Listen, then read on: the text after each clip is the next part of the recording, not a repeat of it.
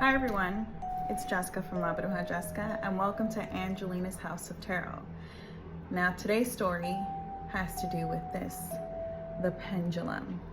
I titled this story, The Rookie and the Pendulum, me being the rookie. When I first started on my path to divination, I didn't really know what I was doing or what I was getting into. I just was getting into the tarot cards, and I thought maybe I needed something else to advance my spirituality, my divination, my practice. And so I came across a video on YouTube, and it was talking about, using a pendulum. Okay. Now the way this works is that you will say, please show me yes, please show me no. And from there, it'll begin to answer your questions. I went into this completely blind, okay? I just was like, give me a yes, give me a no. Didn't know that this was a door opener, okay? It's very important that when you use this, that you have to close the door. There is no if, ands, or buts, because something will come in. But either way, I have found that by utilizing the pendulum, you will begin to experience a lot of spiritual activity in your home. So just be careful when you're, using this. If you're like, you have kids, or, you're just not really like, okay, I like the paranormal, but I don't like to be so spooked out. Be careful when it comes to this, okay? So let me get into my story.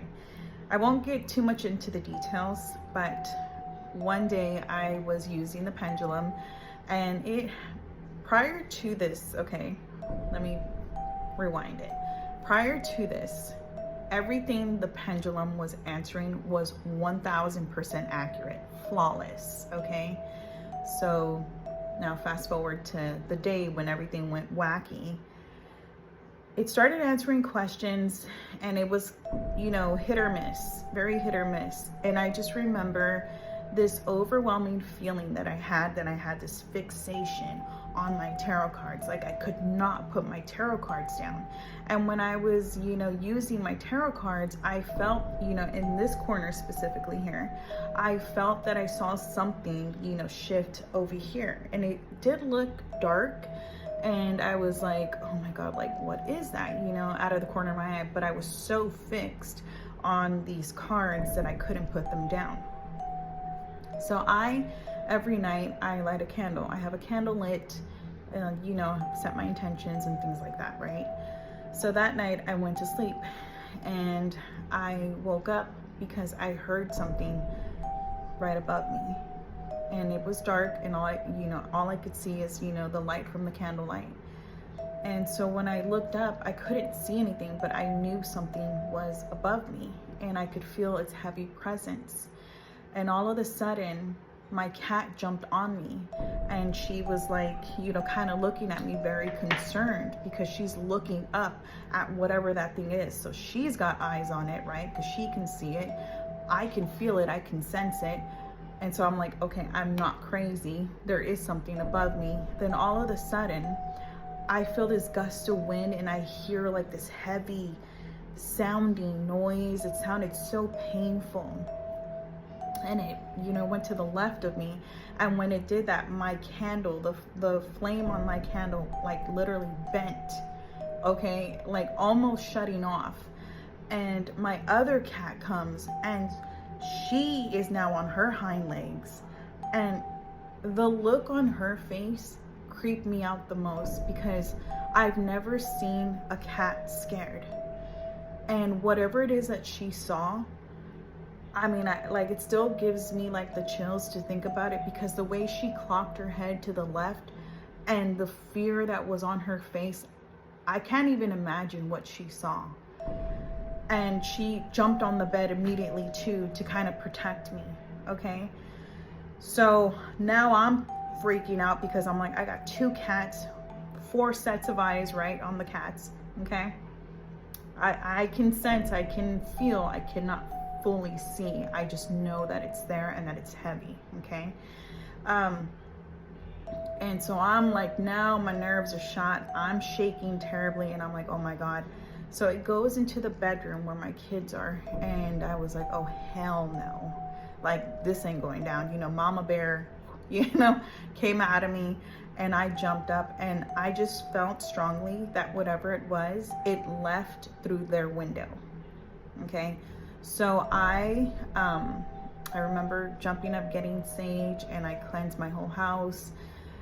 Did it go away right away? No. I would say it literally took about 2 weeks. I had to seal it with some holy water. So I did prayer, I did sage, and I did holy water to kind of seal this up and kind of be like, hey, you are never coming back here type of thing. But for a moment, I'm not gonna lie, like it was 2 weeks of just sheer terror and just kind of, you know, feeling something still. And it was just a terrifying moment in, you know, on my path of divination, because I was like, what am I doing? So immediately I was like, no, I don't want to do this anymore. I don't want to do tarot anymore. Like, this is what it's gonna, you know, invite. I just don't want to, you know, I don't want to do it. Luckily, I talked to like one of my good friends, and she basically told me, she was like, no, you're gonna, you know, you got to still do this. You got to get out there. Like, this is, you know, it's just these negative energies that are trying to stop you from doing what it is that you got to do. And so with that little pep talk, I was like, okay, I'm going to get back into it. I did ease into it, okay, because I was still terrified. I couldn't believe that I had let something in like that into my home. So that's why I tell you guys, if you guys, you know, are beginning with this, or even just the Ouija board, please take these things seriously, because you can in fact open portals, you can in fact open doors. And I don't care what nobody says, okay, until you live it, until you experience it. Somebody can be like, oh, whatever, I did it, nothing happened. No, until you live it, dude, that's a whole different story. When you got to deal with like something that you don't even know is, or how to handle it. Like, at least I knew how to, you know, in that moment I knew how to navigate. But what if you didn't? That thing would begin to, like, you know, it would start to create like havoc in your home. It would start to manifest itself in different ways, and it would, you know, take up some space in your home. Okay, so, you know, always shut the door. Never leave any doors open. Shut the damn door. It's very important. And if I were you, I would suggest not even tampering with it. Me personally, I have it. It's in a box. I haven't used it since. I mean, probably taking it out, I don't even know when, but honestly, I don't need it anymore. I don't think I ever needed it, to be quite honest, but I don't even use it. So I rely more just on, you know, my intuition, my cards, and just like my psychic abilities, I guess, if you will. But yeah, that was my story. I hope you learned something. And again, I just want to touch on the Ouija board here. The Ouija board named itself. Keep that in mind. Something so powerful named itself, and it began to, like, you know, create doorways into this realm. Okay, and yes, sometimes you can get sometimes you can get these spirits that'll be like very malicious or just want to play games with you. So they'll feed you the truth in the very beginning, but then it's like after a while they will begin to, you know, now they're going to make their presence known. Now they're going to start messing with you, and that's how they reel you in. Okay, so you have to be very careful.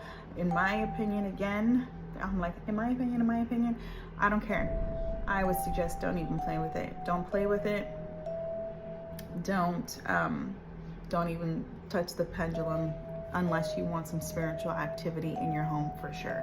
Okay, if you're like, woo girl, it's gonna be Halloween and we want something scary, okay, go get it. Go get it. Have, you know, do what you gotta do. Okay, but don't call out Bruja when, you know, shit goes left. Okay.